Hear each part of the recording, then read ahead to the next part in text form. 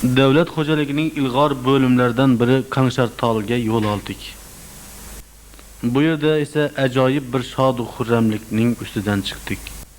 Qanshar-Tolliklar huzuriga san'atkorlar kelishib, qo'shiq va raqs shunday dalaning boshida avjga mingan payti ekan. Fursatdan foydalanib, paxtakorlar bilan hamsuhbat bo'ldik.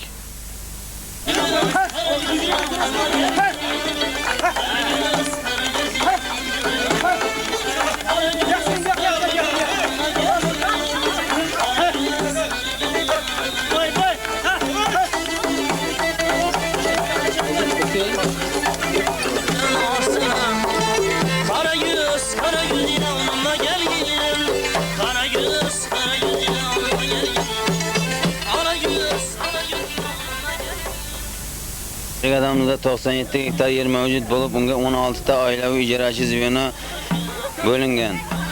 97 gektardan 208 tonna aqaltin yetkazib berish bizning plan rejamizga rejalashtirilgan. Shundan bugungi kunga qadar 85% planni bajarganmiz. Mexanizatorlardan Davlatboyev, Mamedsalih, Yaxshiyev, Sadulla, Teloboyev, Yo'ldashboy, Bazarboyev, Latifboy Qancha tonna teryapti? Shu kunga qadar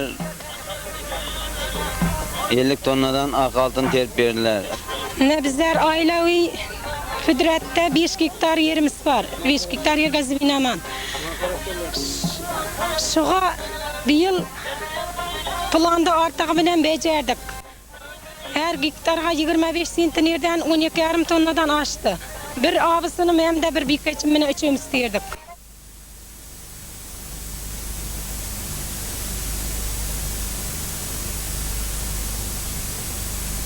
Bir bölümümüz mehnetkeşleri 280 gektar yerge çevet yakıp, onun her gektardan 22,5 sentinirden hasıl bir şunu aksıkan yerler.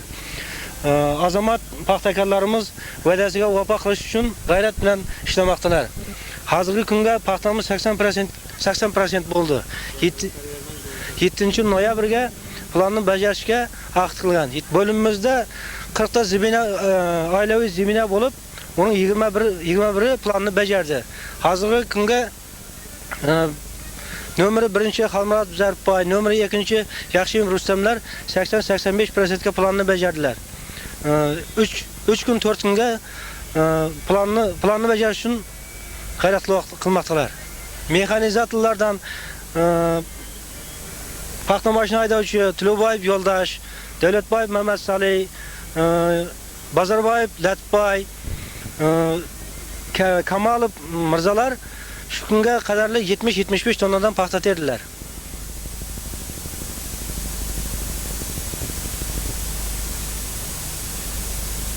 Bizning Berlin nomli davlat xo'jaligimizda 13 mingga yaqin aholi yashaydi. 13 ming aholi yashaydi. Mana shu davlat xo'jaligimizning territoriyasida 10 ta maktab bo'lib, shundan 6 tasi o'rta maktab, 4 ta 8 ta maktab joylashgan. Mana biz qurilish, madaniy ishlarga ko'p e'tibor beryapmiz. Mana bu yilning o'zida bir ta 50 o'rinli maktab 93-yilda 2 ta o'rta maktab ishga tushishi kerak. Bir Q5 bölümünde, bitasi oktyabr 50 bölümünde ishga tushishi kerak. O'rta 425 o'rinli. Mana hozir shu kunda bizning safqozimiz menakashlarining 425 ta bolasi farzandi bolalar bog'chalari tarbiyalanmoqda. 10 ta bolalar bog'chasi bor. Biz mana shu qiyinchilik davrida bo'lsa, mana shu bolalar bog'chasini hamma ishlab turib to'xtatmadik. Mana bizda ishchi kuchlari yetadi, ortiqcha ishchi kuchlar ham bor. Mana shu ishsizlarni ish bilan ta'minlash maqsadida Safqozda konservalar sexi har yil 100 ming donaga Uslovniy bankida konservalar sexi ishlab turibdi. Keyin gilam palas sexi ishlamoqda. Bundan 16 ta qizni ish bilan ta'minlangan. Mana shu kungacha 30 ga yaqin biz Turkman palasi ham o'zimizning palasimizdan to'qib chiqardik.